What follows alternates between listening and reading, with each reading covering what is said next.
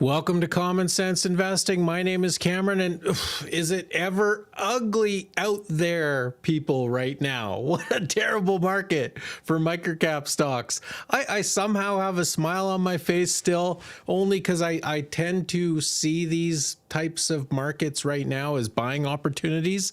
But man, sometimes it is hard the way things have been going lately.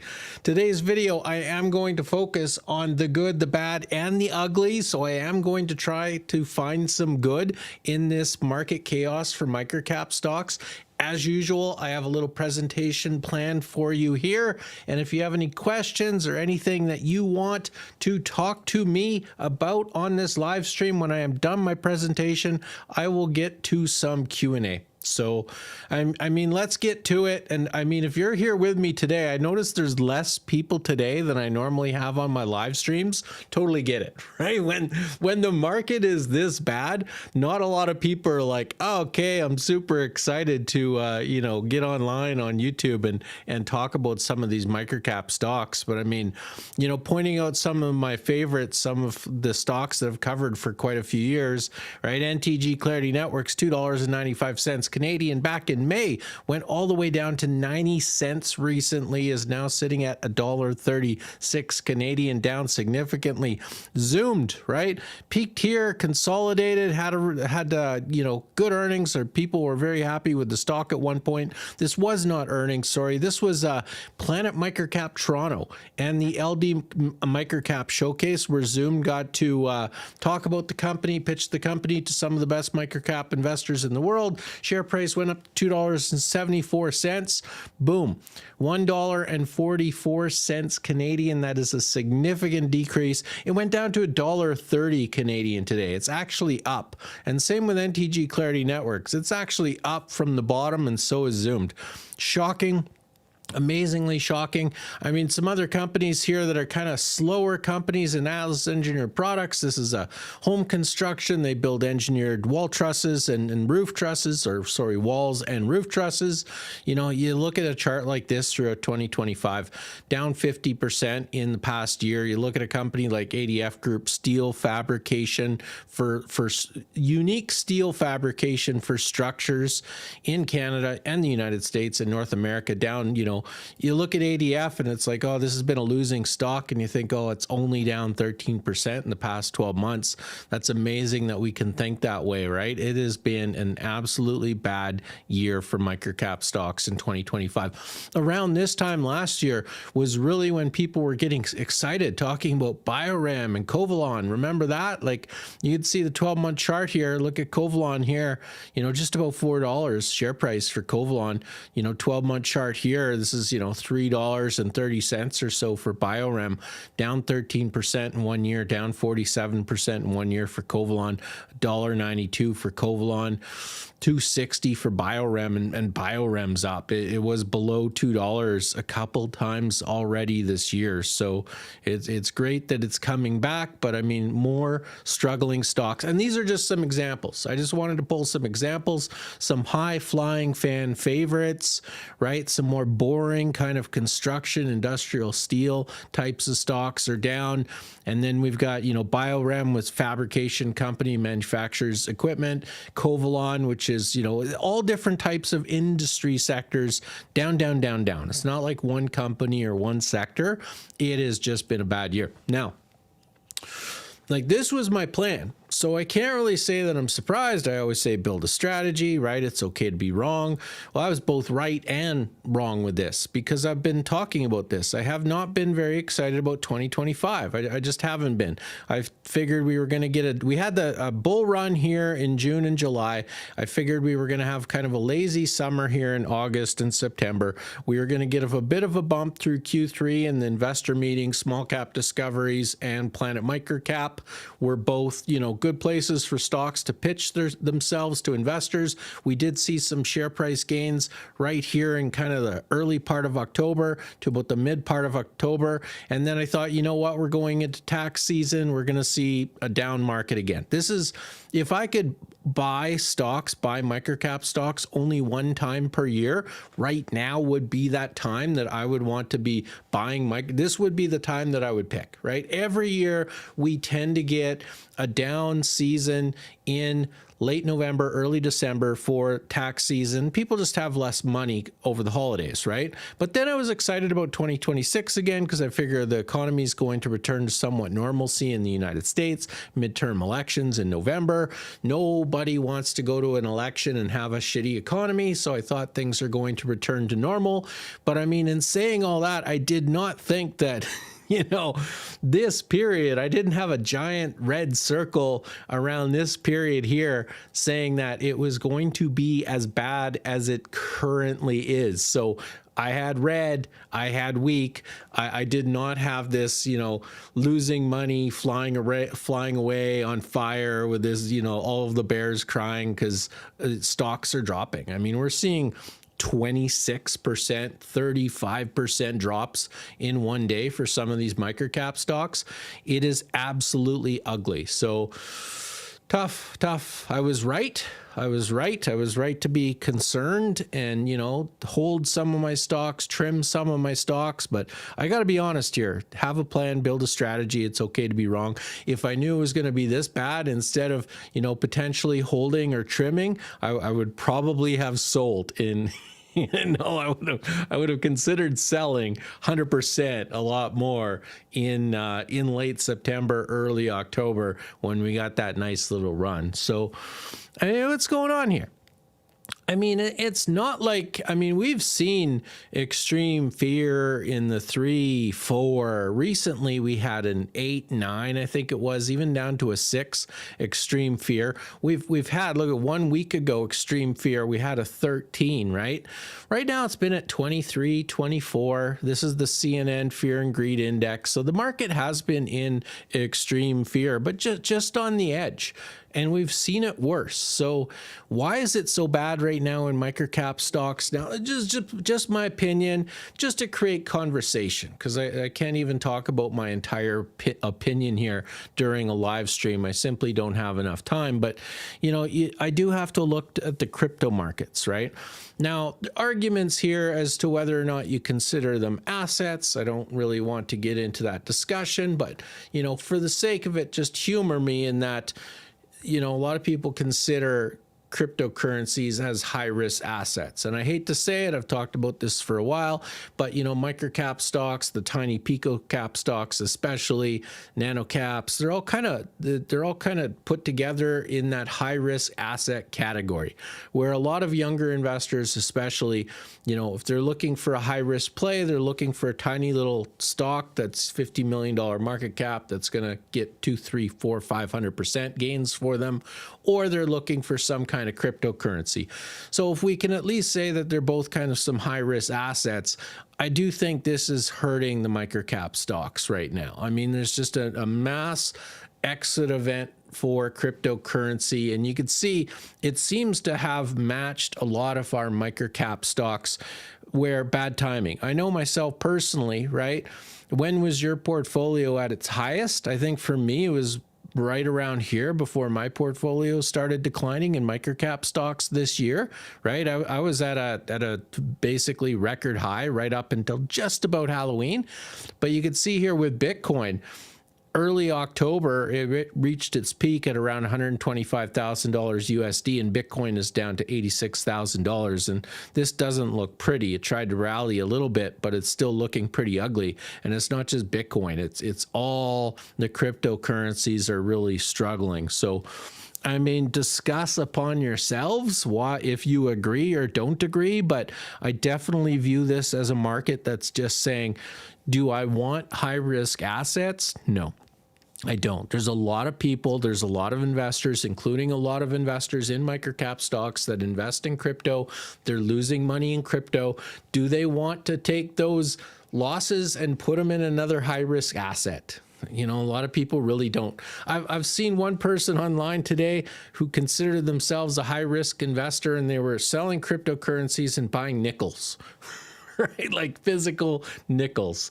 I don't know if I believe it, but it's funny. It's a discussion item for sure, right?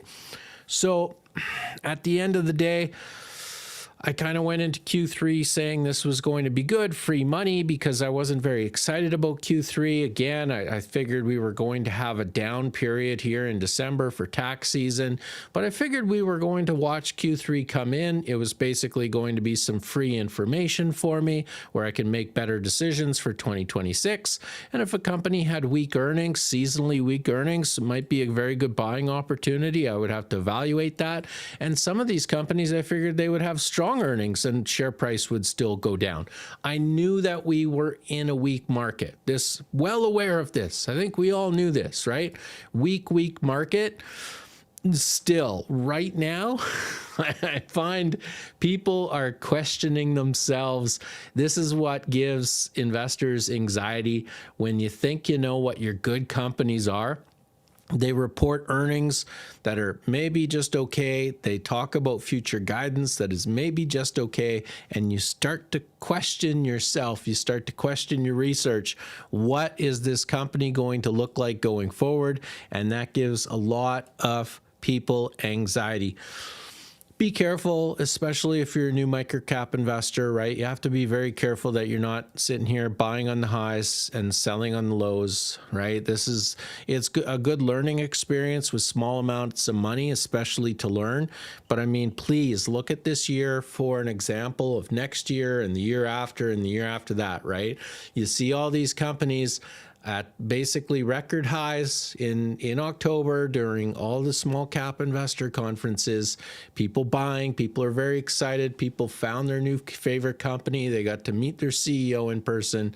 And then we get the tax season, right? It's not just tax season. We're having a bad year. A lot of companies are reporting very challenging earnings, very volatile, where these companies are very unpredictable right now from quarter to quarter. And, you know, some deserve to be down. It could be argued whether or not they should be down this much. I am getting, you know, vibes of like 2021, 2022 right now, where there's a lot of single digit good companies that are single digit valuations, and in some cases low single digit valuations. But just be very, very careful how you approach investing right now. And of course, I always pitch these two stocks, right? This is How to Make Money in Stocks by William J. O'Neill. This is the CanSlim method of investing. A little bit more trading, but mostly talking about investing into strength, which, you know, Bill O'Neill here would not be investing, right? Wait for the turnaround, ignore this volatility, get out, right? Wait for strength again, wait for earnings to recover, wait for investor sentiment to recover, wait for the next start of a bull run, and that's when you would invest. Another one here is 100 Baggers by Christopher Mayer, and that's more talking, not quite GARP style, but basically do your research up front. Again, know which companies you think are your favorite ones. Put in the time, put in the work, build that conviction. And then in times like these, when share price, they get 1 weak quarter, or maybe the quarter wasn't even weak. It just wasn't as good as the market thought it would be, but it was still good. You get these share price crashes. This can be a good opportunity to kind of buy your favorite stock at a cheaper price. Personally, for me, just what I do is I tend to start with a CanSlim method of investing when I first discover a stock.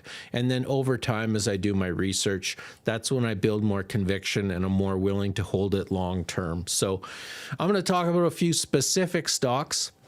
That's kind of the general what the market is doing and my opinion of what's going on. But before I talk about some specific stocks, as always, not financial advice. I don't know anything about you. As you could see throughout this video here, microcap stocks are volatile, very volatile, right? I don't know how much capital you're working with or how much you're willing to risk or anything else. So this is my communication of what I do, how I do it, how I invest. I think to invest, you need communication with other investors. That's what I'm trying to do. But if I talk negatively or I talk positively about a stock in this video, it's not a solicitation to buy, hold, or sell, right? It's just my opinion. I could be wrong.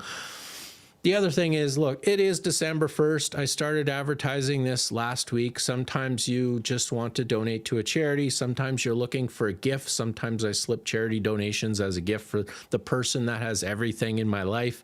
At this time of year, every year, I advertise the West Coast Kids Cancer Foundation. This is a company in Vancouver, BC, Canada, that helps families access and be able to take care of themselves when their children are in the hospital. I think it's a fantastic organization.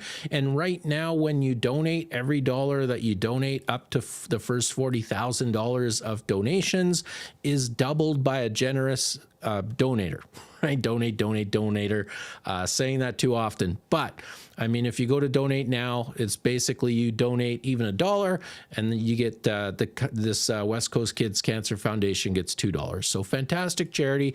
After this video, I will put a link down to the West Coast Kids Cancer Foundation down in the pinned comment. Oh, okay. Clint Eastwood calms me down, right? Remember the slow movies?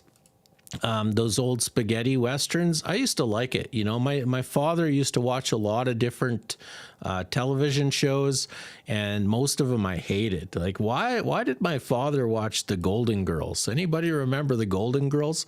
I can't see myself right now, I'm 45 years old, being like, yeah, I'm gonna watch the Golden Girls. But I did, even as a kid and a young teenager. I liked the spaghetti westerns, and of course Clint Eastwood. The movie here, The Good, the Bad, the Ugly. My dad had it on a VHS tape. So there's not much good to talk about, but I had to throw something in there. One of my US stocks is AudioEye. It was one of the first companies to report. It reported in, I think about 4 weeks ago now. So in Q3 earnings season, it was an early reporter. The good here is that share price hasn't crashed. Right? So it's hard to say that's good, but right now in today's market, that is probably a good thing. I introduced AudioEye at I think $12.88 on YouTube on my first video, and they went down to I think $11.75 at their low, which would have been right about here. Since then, they've kind of rebounded to about $12. Share price has not crashed. They reported again. I didn't know what my opinion would be at the start because their earnings were just okay. They weren't great, but they weren't bad earnings, right? Growth, you know, free cash flow. They have cash. They're making more cash. This is an improving company. I didn't really expect much from Q3 out of AudioEye. What I am looking for this company is that they have an improved Q4, which will be a good sign into what their next 4 months is going to be throughout 2026. If they have a good Q4, it's a good indication they are going to have a good 2026. But because they reported so early, I was like, there's got to be some other companies that are going to report better than AudioEye. Not many, I could tell you, not many. This was a company that's revised upwards 30% growth in EPS and in EBITDA. They say they potentially are going to get 30 to 40% growth for the next 2 to 3 years, right? So I have my own valuation model here for AudioEye. It definitely a stock that you need to have some patience on. This is a US stock, so it has a little bit higher valuation than some of our Canadian stocks, which are basically scraping the bottom of the barrel right now. But for a US microcap stock, I got to give a shout out on the good to AudioEye. They did very well. D-Box Technologies. At this point, after Q2, there was only 2 outliers for me. There's only 2 companies that bucked the trend of, hey, I'm going to report shitty earnings and see my share price decline. That was like every company out there in Q2. The only outliers in Q2 was D-Box Technologies and Zoom Technologies. And now that Zoom reported earnings and share price has gone down, D-Box Technologies is pretty much the only outlier out there. It's one of the few companies that just keeps going up 67 cents Canadian. My video was, it's hard to look back now, but it was like down below 30 cents here, which is proof. If you ever need proof, there's always proof that when you find a good company, it's never too late. I know a lot of people, when they saw this price, it was already up from like, 15, 20 cents. It gone up to about 30 cents. And they're like, oh, I missed out. Well, it's gone up over 100% now ever since since my YouTube video. So it's never too late. Go take a look at a stock regardless of where it is on the chart. One of the reasons here, brought to us by Maxwell House on Twitter, CEO bought 100,000 shares at 65 cents recently. So it kept hitting that wall. 65 cents, couldn't get over it. And once the CEO bought shares at 65 cents, that seems to have been the drive that pushed it up over that. It actually went to 70 cents Canadian today. It actually closed a little bit lower from its high. Getting Discovery a little bit. This was a stock that was mostly covered in my universe. I know there's a few other people covering it, but as far as like institutions, hedge funds, stocks and stones, Matthew Martin was one of the few people covering D-Box Technologies. Recently, we've seen a few more Substack articles come out on it, so it's starting to get discovery. And then we caught this post here recently where Small Cap Discoveries is now also smiling and happy and sitting at D-Box's, I don't know what you call this, experimental suite studio, where they're basically testing out the technology, and they are getting discovery, and that's why the share price seems to be going up, is good large microcap investors buying this stock pretty repeatedly. One of the things we see why a company gets this late discovery, why it was not discovered for quite a while, and then once it gets discovered, it just seems quickly, right? Larger investor by larger investor by larger investor keeps discovering this company. They didn't need cash. So a lot of companies get discovered by institutions simply because they need cash. They run financings, and then they run those financings through the Beacons, the Canacords, the Cormarks, right? And they get discovered by these institutions through those financings. Well, this is not a company that ever really needed financing, at least not for years. So they were off the radar. They had cash. They have been making cash, and they went largely undiscovered until very recently. So D-Box is definitely a good. Same with Symmetrix. Went up to about 40 cents, reported a very good quarter. But because this is a seasonal stock that basically shuts down for the winter, a lot of traders in the stock, and after reporting a very good quarter, it went down from 40 cents to like, what did it hit? 31 cents Canadian. I was just like, oh no, is this really going to happen? You know, good little company, reports one of the best quarters I've ever seen coming out of this company, and we're going to get another share price crash down to these levels kind of thing, 24, 25, 26 cents. It did seem to find some support here, right? It bounced. We're now sitting at 34 cents Canadian Symmetrix, and I feel like, you know, bullet, or in this graphic, some knives dodged, in that I figured that with the weak market right now, a seasonal company, I was worried it was going to crash down a little bit further, and it has not done that. So again, why? They have cash. Right. So, you know, a little bit more safety for a company that has cash. I don't think people are as willing to sell it. Recently, Russell Stanley at Beacon raised the price target on Symmetrix as well from 55 cents to 65 cents Canadian. So that also helps when you look at that share price and it's brushing around 31, 32 cents Canadian. Basically, what Beacon is saying is that it's potentially a double from these prices. So that's great.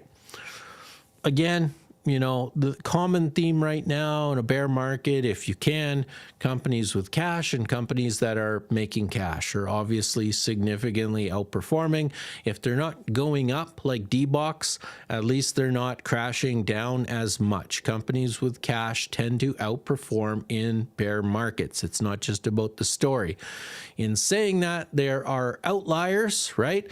But a lot of the companies that need cash all the time, that are somehow spending too much money, expenses can't come down quick enough in these types of markets, tend to suffer. But yes, there are outliers, and that is when we will get to the bad. Zoom Technologies, right? Zoom Technologies. Who remembers this? 52-week range, $2.74 Canadian share price high. That is right here when I was talking about Amit. going to these investor conferences at LD Micro, Planet Microcap in Toronto. Everybody got excited. Share price went up to the moon and came down quickly afterwards, right? Right after Planet Microcap Toronto. Down, down, down, down. There's some confusion. Why is it going down so quickly? At $1.90 Canadian, it was a $205 million market cap company. Now, I know people don't like it when I do this, but I tend to compare Zoom Technologies a lot to NTG Clarity Networks. They tend to mirror each other, right? Zoomed was an 8-cent stock. NTG Clarity Networks was around a 3.5-cent stock or a 15-cent stock, however you want to look at it.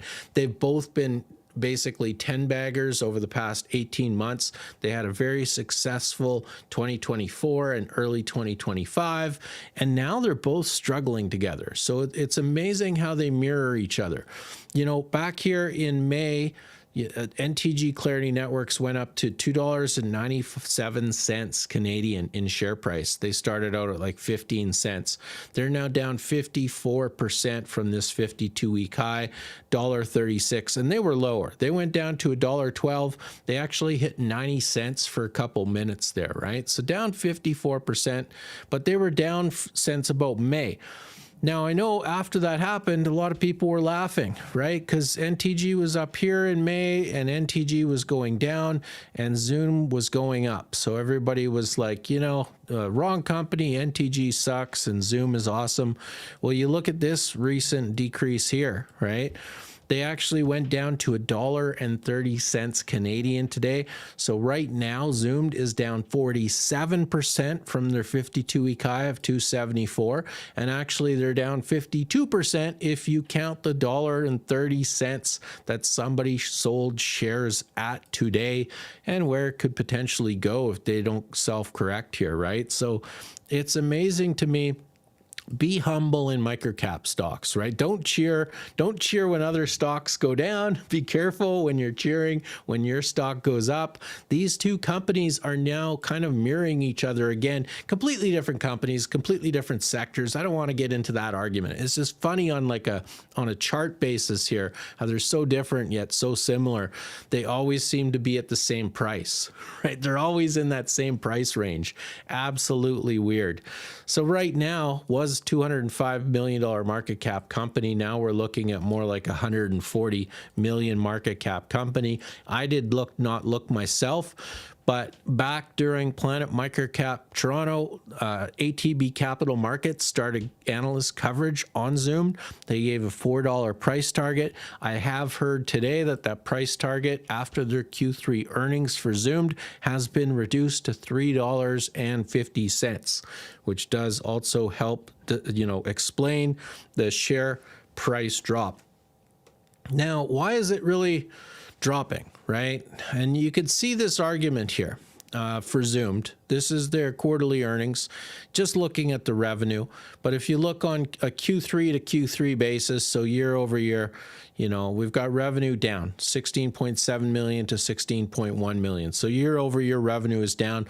You'll look at it on a sequential basis, right? 19.5 million to 16.1 million. Quarter over quarter revenue is down. When you get the thesis of a profitable growth stock that is down year over year and quarter over quarter, the question becomes, is something wrong? Is the company broken? Is the thesis broken?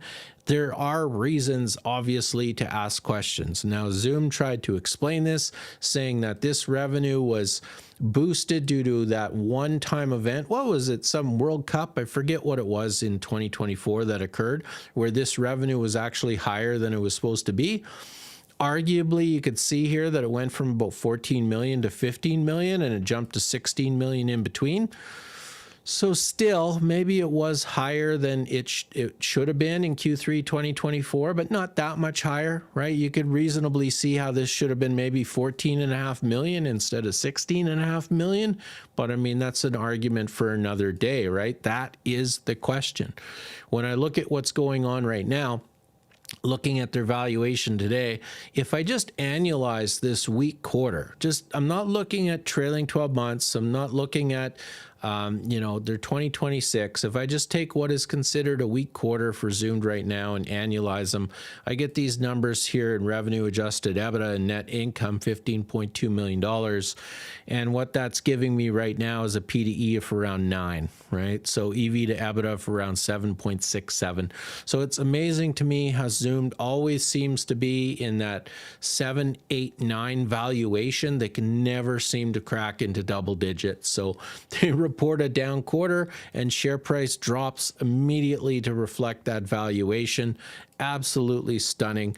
Hard to not recognize, though, quality of company. I've been making all these comparisons to like NTG Clarity Networks and other companies, but net income up 150% in 9 months, significantly more than even their revenue. So high quality company. And that's where we get into the conversations, right?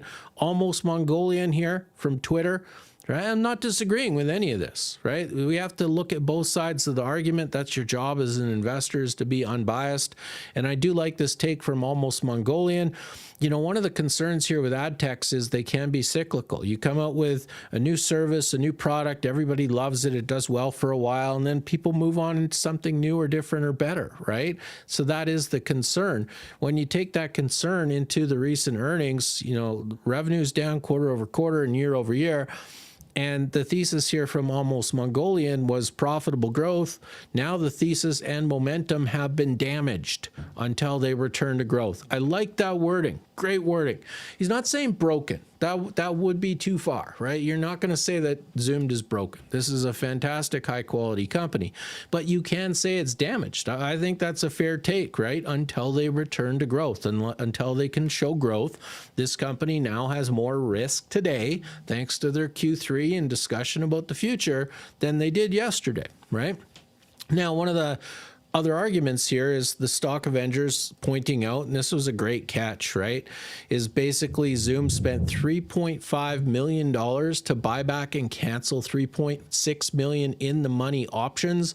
This would have diluted shareholders by 3.5%. Shareholders are not getting diluted anymore thanks to this buyback. That is absolutely fantastic and shows that they care about their shareholders.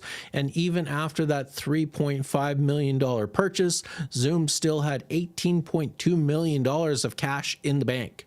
So, I mean, high quality producing cash, using that cash in a good way. That is exactly what you want to see. Now, one of the other takes here, if you notice from Almost Mongolian, the thesis was revenue growth, and the Stock Avengers here, you could tell their thesis is a little different, looking at more of the bottom line growth, looking at how gross profit margin was up, operating margin was up, net income was up, cash was still coming in new strong, company is adding more clients and getting some geographic expansion. So, what is your thesis on some of these companies? Is it the revenue growth? Is it the bottom line growth? Is it both? Is it damaged? Is it broken? It's definitely something to look at. So if the bear case here was that the thesis is damaged, I get it. I think we need to hear that and make sure we're looking for that. And if you look at the bull case here, the Stock Avengers is saying that this looks more like volatility than it does a thesis breaker for Zoomed Technologies. So interesting. Hopefully, too, it recovers a little bit. This was my last live stream on NTG Clarity Networks. It was down 12%, down more than that. It was like down 12% for a couple days in a row. $1.11 Canadian is where I last left the share price. Again, it comes down to a question for some of these companies. 2025 has been so volatile. If I go back to the Stock Avengers, the question is the thesis broken? Is it just dead? Or is the thesis simply, is this just a lumpy quarter and there's some volatility? We see that here, or I had that question with NTG Clarity Networks, because you see that where they had, this year where they had 8% conversion in net income, and then it goes to 17% conversion in net income, and now they're down to 7% conversion to net income. So the question for some of these companies, Zoomed, NTG, and others, is what do they look like in a normal year? If 2026 6 returns to normal, what does that look like? Can NTG Clarity Networks return to 10 to 12% conversion in net income instead of this 8 and 7, right? Activate Capital was saying that they would return to 12.9%. Maybe that's a little bit high. NTG Clarity Networks did recover from $1.11 on my last live stream. It actually hit a high recently of $1.47, so significant recovery. I did notice today it was down again. I think it's sitting at around $1.36 Canadian. So still not bad, right? I hope Zoom can get that quick recovery as well. We'll see what happens. Hydrate Technologies, right? A very fan favorite, very popular stock recently. This was at the Small Cap Discoveries conference in September, where they were talking about it being a newly discovered company and talking about the discovery process. So there's great advertisement from them. The interesting thing for me on some of these companies, and you look at what happened recently, this is their share price right here, just falling off a cliff, right? Is that there's a difference here, especially for new investors. Pay attention to valuation, right? So I actually liked earnings. I've been saying this for a while, is that I think Hydrate looks to be a good growing little company, right? These earnings show a consistently improving good little company. That's what I think Hydrate is. The problem is people were evaluating this company like they were just going to blow earnings out of the water. There was talks of 500% growth, 1,000% growth, absolutely insane numbers. And this is what happens when they don't produce on those insane numbers. So for this stock, and all my disclaimers will be down below in the description after the video, but I don't own anymore Hydrate Technologies. So I am one of those stupid people that bought it twice and sold it twice. So I bought it here. Both times I sold it and made money, right? I never lost money, but I just never had enough conviction in this company to buy and hold it. Recently, I bought it for a third time. Yes, I have recently sold it again. Right? But now that share price is cratering down and down and down, maybe I'll change my mind again. But this has been a company, a good little company that has just gone up massively quickly based on investor sentiment. And that creates issues because, you know, this is my hardline rule in microcap stocks is I never pay more than 10 times sales. And this was where Hydrate was at when they had this market cap here of 234 million. They were at 11 times sales. And that was simply not a valuation that I personally am willing to touch. And one of the reasons for that, I say this all the time, is because when these stocks are valued so highly, if they fail to execute, then price drops quickly, sometimes very, very, very quickly, as high valuation stocks drop as quickly as investor sentiment does. So it's relying on investor sentiment, people liking the company, people wanting to buy more. If it dips, they throw more cash at it. If that goes away, then the stock absolutely crashes. And that's what Hydrate has been doing. There's some fantastic takes on X about Hydrate, but make sure you're following the people that you think are giving you the most open, honest information. What I'm seeing is actually a company that's improving to me again, because you could see here that I would not touch the company when it was at 10 times sales. But when I run their valuation right now, very hard to run any valuation on net income. The net income is just too low right now. But I'd say now they're running at around 3 to 4 times sales. So they were at 10 or 11 times sales. Now that share price has crashed, if I annualize their Q3, which I think is fair, they're now sitting at 3 to 4 times sales. That's getting a lot closer to a company I would be interested in, but we'll see where the share price goes, right? Everybody was pulling money out of Hydrate and putting it into VST. I have my own opinions of that. I won't say right now, but we'll see how that goes as well. Now we'll get to the ugly, right? So remember in this movie, Clint Eastwood was the good. There's this bad guy in black, and then there was the ugly guy who was chaotic and kind of dumb, right? So some of these ugly stocks right now, simply solventless concentrates, hash. I've always said this company is a story. Every arrow I've got here is a new story for the company where share price crashed on this audit changes, and then people piled into the company defending it, saying it wasn't done. They showed the share price went up 100% from here to here, right? Traders made a lot of money. They reported good earnings, and then as soon as the good earnings were reported, share price started dropping again as people were saying, like, I'm going to limit my losses, and the share price is high enough. I'm going to now sell. The big question for this company has always been cash, especially recently. This was their Q3 earnings where they were actually producing a good amount of cash, and people were wondering if that would be repeatable in Q3. With the question of what happens. Now, it's always interesting to, again, build a strategy, have a plan, and it's okay to be wrong. I have to say that one of the things that I was wrong about with hash is I made this comment here where I said there's probably not going to be any tax loss selling for hash, because at this point, after all these price drops, I figured that anybody who wanted to sell hash had probably already sold hash. So this was kind of one of those risks that I just kind of put out of my mind for the moment. And I have to say, like, boy, was I wrong.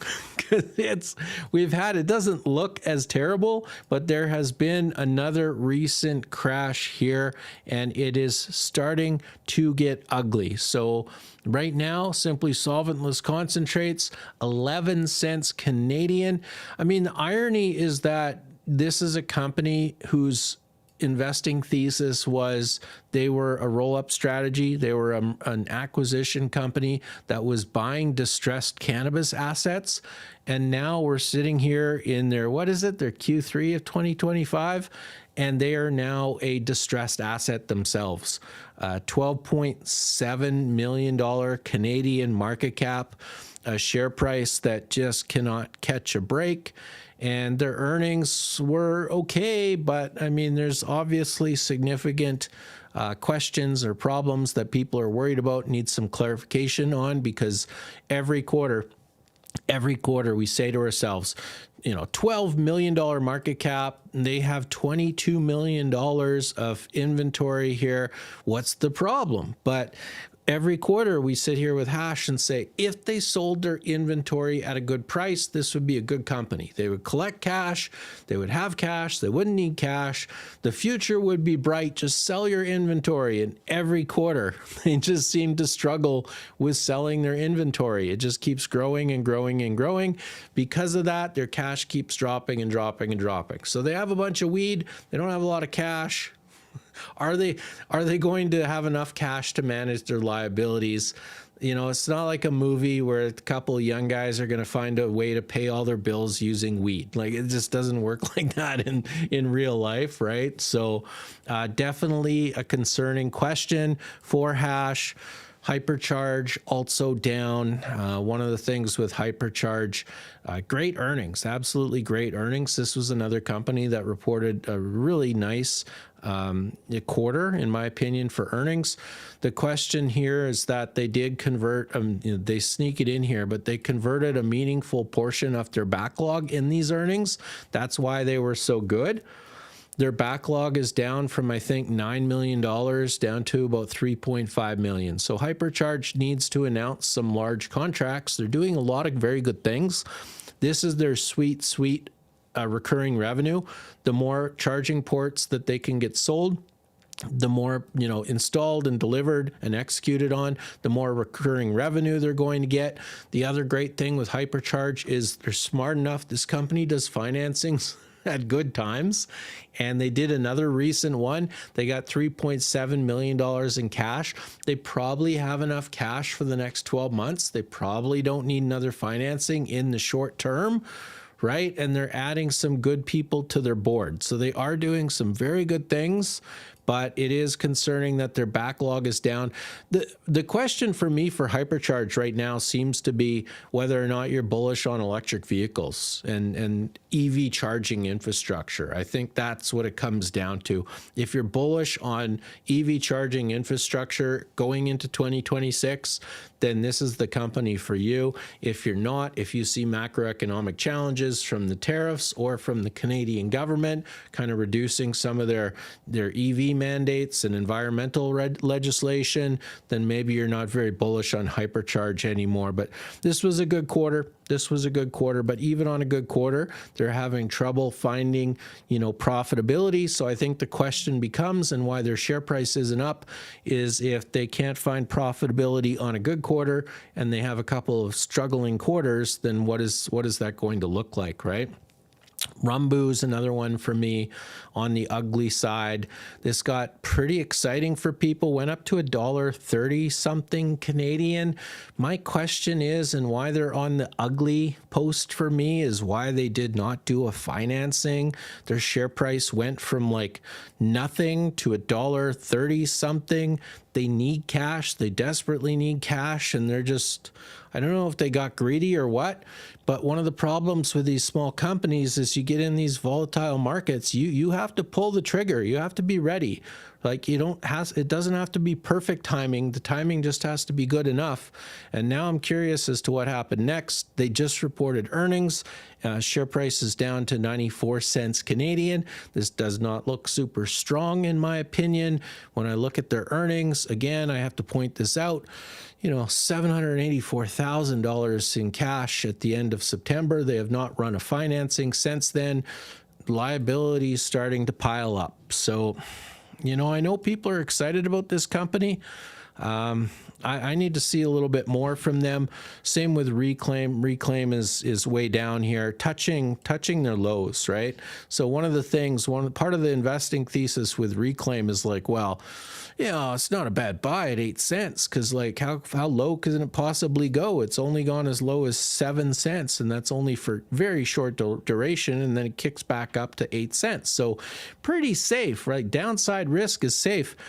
Kind of feels different right now, doesn't it? I mean, 7 cents, I think it was touching 6.5 cents recently. They put out a press release saying they had 10% year-over-year growth. I haven't looked at the numbers yet, but very, very curious. So that's kind of the end of my presentation. I will get to the questions and answers, but I mean, interesting time. Are you a buyer? Are you a seller? Are you looking to William J. O'Neill can slim and you're just staying the hell out of this market until it starts to improve? Are you going more the GARP or coffee can type investing strategy where you see a high quality company at a lower share price and you're buying the heck out of this market? I think there's 100 different ways to make money in stocks, but there's the only right way is basically when you're making money. So it's a challenging time, and I don't think many people are making money right now. I think you're either a buyer right now or you're just staying out of it. So what do you got for questions? Hash is priced for bankruptcy, if not great return, otherwise capital losses. Yeah, well, like I said, yes. So I got that wrong for sure. I figured everybody who wanted out of Hash was already out of Hash, so I figured they wouldn't get any capital loss selling. But was I ever wrong? They reported an okay quarter. They did produce. They were flat on operating cash, were they not? I'm trying to go off memory, but they weren't burning cash anyway. The question was that inventory, right? Why are they not selling inventory? How much of a fire sale? What kind of discount do they have to put on their inventory to sell it? That is definitely a concern. But I mean, again, some of these companies, $12 million market cap, $22 million of inventory. I think if more people had belief, if more people had trust in the company right now, you would be buying it, right? It's a trust thing at this point. If you believe Hash's CEO, Jeff, saying that we're going to sell this inventory like crazy in Q4 and Q1, it's probably a buy right now. I don't know a lot of people really trust Jeff right now. That's the problem, right? Nova Leap Health and Omnilight Industries have been good for me this year. I have to plan an exit strategy. They're still holding good so far. Yeah, those are, again, good cash companies that have cash, somewhat producing cash. Nova Leap Health is a home service provider run by Chris Dobbin, who's an accountant, very frugal, right? When you get a CEO that's an accountant, those stocks tend to not drop as much because you know your money's kind of safe, right? Like they're just not going to do something stupid, and they're prepared for bear markets. So the share price tends to hold a little bit better. I love Nova Leap Health. Same with Omnilight Industries. Omnilight Industries got hit because they own shares in California Nanotechnologies. Cal Nano shares, they not like a small amount either. They own like 7 million shares of California Nanotechnologies, and Cal Nano share price went from like $1.95 to like 30 cents. In hindsight, Omnilight Industries should have been a bigger asshole and just sold the shit out of those shares. Like, forget about being that good neighbor, and I'm just going to trim along the way. They should have sold the shit out of the shares of California Nanotechnologies when they're at like $1.50, and I think they're regretting it now. But, I mean, it's still a good, safe-looking company with some cash, producing cash, and they're a manufacturing company. Sabio and Zoom severely punished. I think it's a great time to make some buy and tax selling. Yeah, it's not just the tax selling. I think the question right now, so Sabio and Zoom are both ad tech companies, right? Ad tech is getting kicked in the junk right now. The market is seemingly expecting less ad tech spending in 2026, obviously. There's conversations right now about something like a third of the Christmas gifts bought this year are all bought on buy now and pay later plans, which is basically saying that consumers are in too much debt, meaning that consumers are going to spend less in 2026. There's going to still, the plan is for next year to be another volatile year, and all of these companies are going to pull back on their advertising budgets. That's what's being bet on right now from more of a macroeconomic stage. And we're kind of seeing that, right? Q3 was a weaker year for Sabio than anyone expected. Even I was pissed off at that. I'm fairly bullish on Sabio, and I was pissed off at their Q3. That sucked.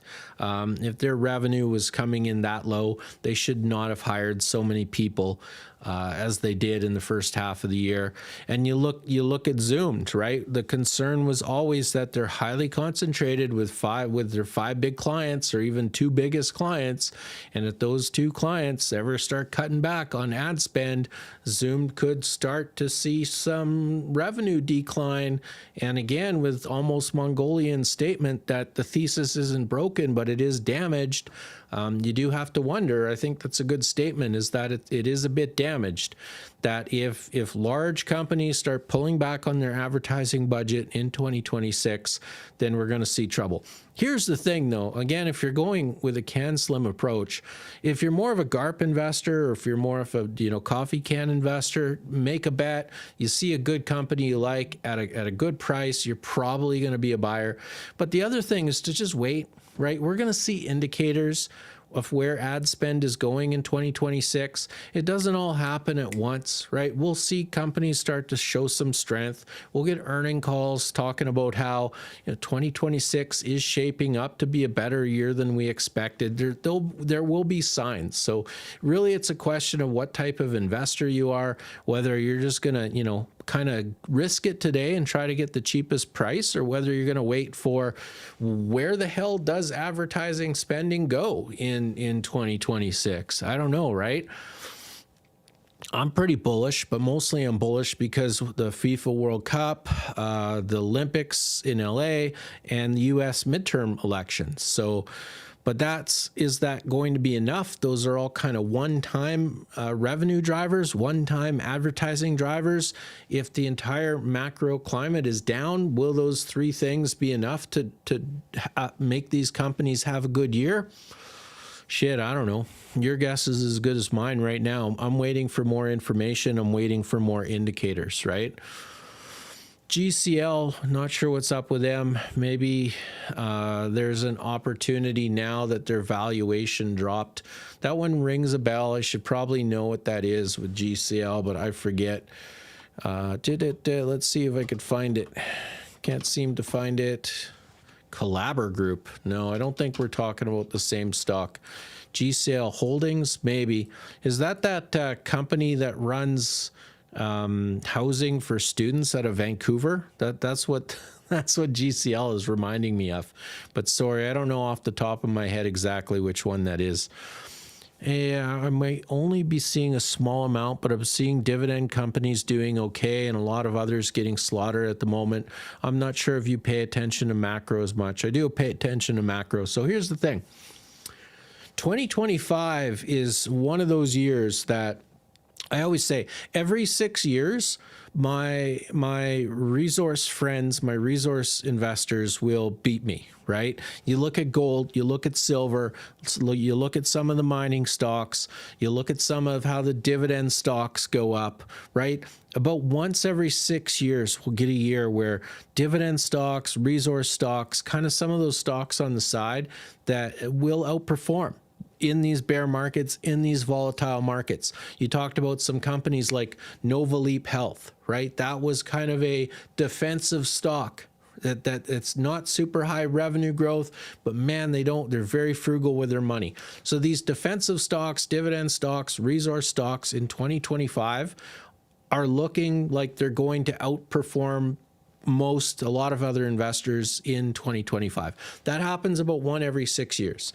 The thing is that when we're looking at these stocks that this year, like some of these resource stocks or even like a Nova Leap Health, yeah, they're up 20 or 30%. They had a great year. They're going to outperform a company maybe like NTG Clarity Networks this year. When you look back at 2024, when Zoomed was up 300% and NTG was up 400%, right? You gotta again figure out which type of investor you are. So on those years, it was these types of high growth, profitable and growing companies that were shooting up, that were doubling, tripling, right? And these other stocks, the dividend stocks, resource stocks, were getting left behind in the dust. Now we've had this 1 year, hopefully 1 year, where we've seen a flip, and that's never enough to change me. That's never enough to, I'm not suddenly becoming a dividend channel or a reason I'm going to start covering mining stocks or something like that. I just don't do it. You just look at certain years, certain cycles in the market where there's some correction. And this year was a correction for mining stocks up, gold up, silver up. I mean, I'm sure there's some grandmas out there that are some of the best investors in the market because their portfolios are probably like 80% gold, right? Like once you hit that age and you're just investing in the safer asset, and the safer asset is outperforming everything else in the market. I mean, people are having very good retirements this year. Jordan Zinberg is on BNN Bloomberg tomorrow. Some of his recent picks were NCI, Zoom, PRL. Let's see what he has. That guy, man, I feel his pain. He's got some badass luck. It's hard. Like doing what I do is hard enough. I have a YouTube channel, but at least I'm on YouTube once a week. So I can correct mistakes. You know, I like this company. They just reported earnings. Now their earnings suck. I've changed my mind, right? I can do that.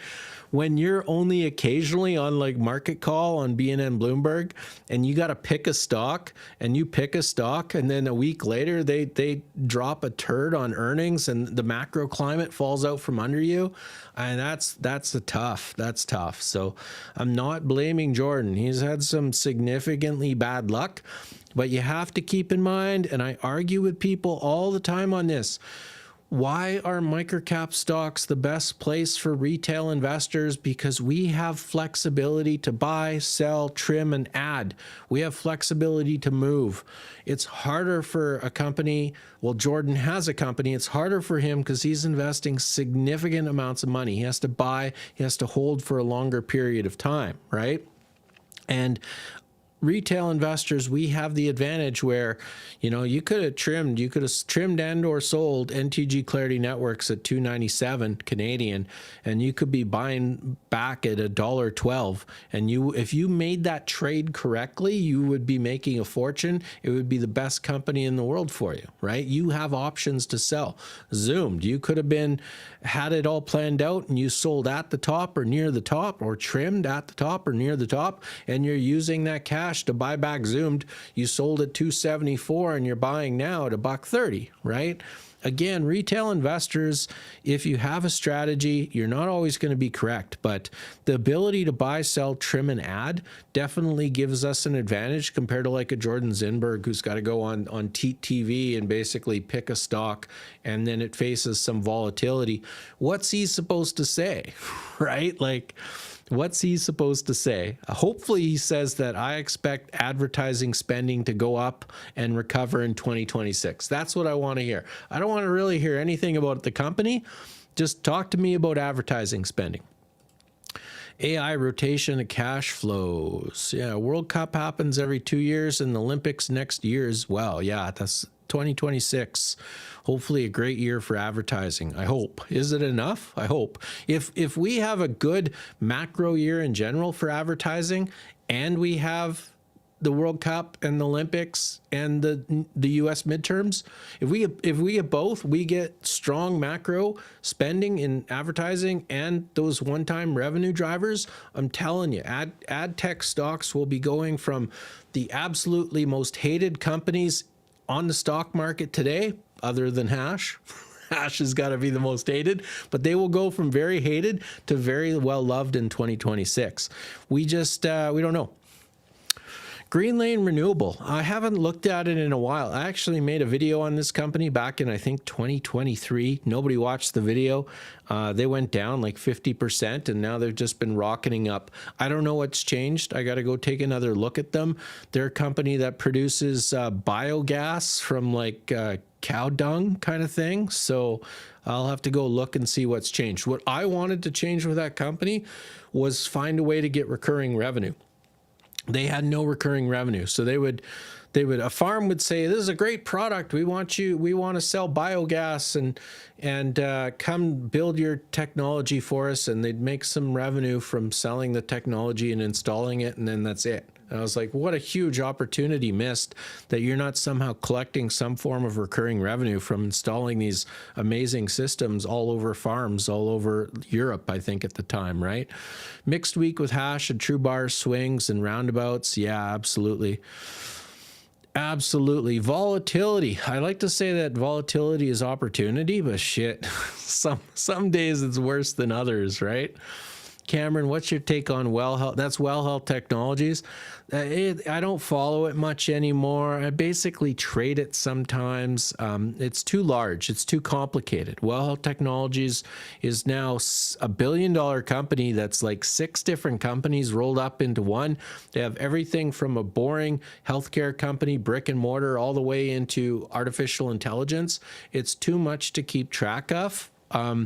The advantage that we have as retail investors is the ability to buy, sell, or hold stocks and move in and move out quickly.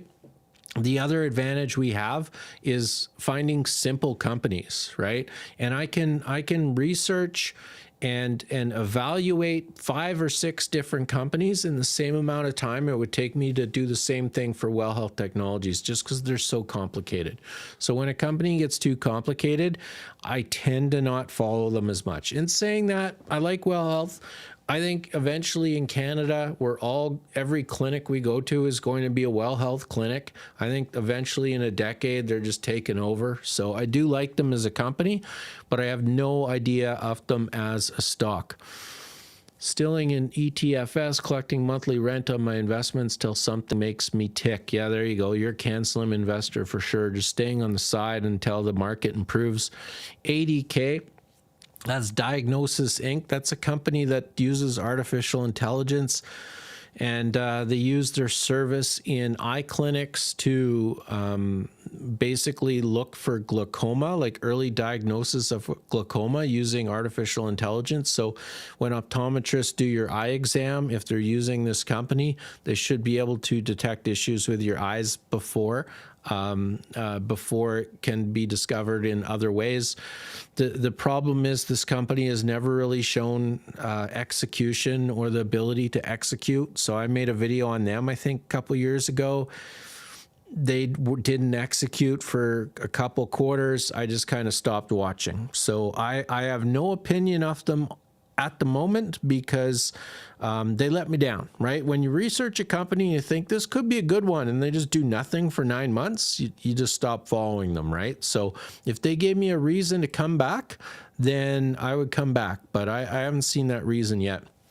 Anything about ADF makes you optimistic about that one. That's DRX, that's the steel structure stock. Yes, the most optimistic thing is that someday in the future, we become friends with the United States again. Stop this elbows up bullshit. Stop this counter tariff bullshit. Stop this their enemies bullshit. We rely on their economy. There's no greater company in the world. There's probably greater companies in the world that are examples, but DRX is a great example of that, is that we can talk about buy Canadian all you want. We're the size of like a small state in the US. If you look at population, if you look at economics, our Canadian companies like ADF Group needs the economy of the United States. We need to be friends. We need to see free trade. We need to see, consistent agreements and friendship. And we're not getting that. So the Canadian government needs to stop the bullshit, go talk to the United States. I mean, and hopefully if that happens, then the optimistic thing about some of these Canadian companies like ADF Group, like Symmetrix that operates in the United States as well, is that we're at the bottom of this relationship. Whatever's happened with Carney and Trump, Carney and Trump aren't even talking. So if there's anything optimistic, it's that right now potentially is the absolute rock bottom. Right? Not sure that's a super good investing strategy, especially considering that USMCA could get renegotiated in 2026. And I haven't heard shit about reducing the steel tariffs. So, yeah, being the bottom could be the problem, could be the best investing thesis for that company right now. Name Silo seems to be holding up as well. Yeah, Name Silo is there. Name Silo is doing more deals than they have ink drying on the paper, right? They're getting a deal done. The ink isn't dry yet. They're doing another deal. So when you get these early acquisition companies that have cash to spend, and they have the ability to keep investor attention because they're doing so many fantastic looking deals, by the way, it's definitely going to hold up in the market. So you're right. Name Silo has done very good. I haven't looked at ROMJ for a while. That is Rubicon Organics. That is a cannabis company. I like Decibel, it's down. I like Oxley, it's down. Hash has been obliterated. I noticed High Tide's starting to do okay again. Finally starting to focus on what they do good, which is High Tide is opening up more cannabis retailers in Canada. And then today I noticed they opened up their first cannabis accessories store in Germany. So eventually they hope to be selling actual cannabis in Germany, but at least they're doing something that they should. Their High Tide is at least working with their strengths again, which is good to see. But I'm not super keen to explore a bunch of other cannabis stocks right now. It's just right now when they're going down, it's hard to stay too bullish, right? Apologies if you already discussed any thoughts on KLNG earnings. I do not. I didn't look at them, and I don't know that company well enough. I think they presented at Planet Microcap Toronto. I think they were in my top 20 list, but the top 20 list wasn't enough for me to do any deeper research since October, so I have no opinion on them. Sorry.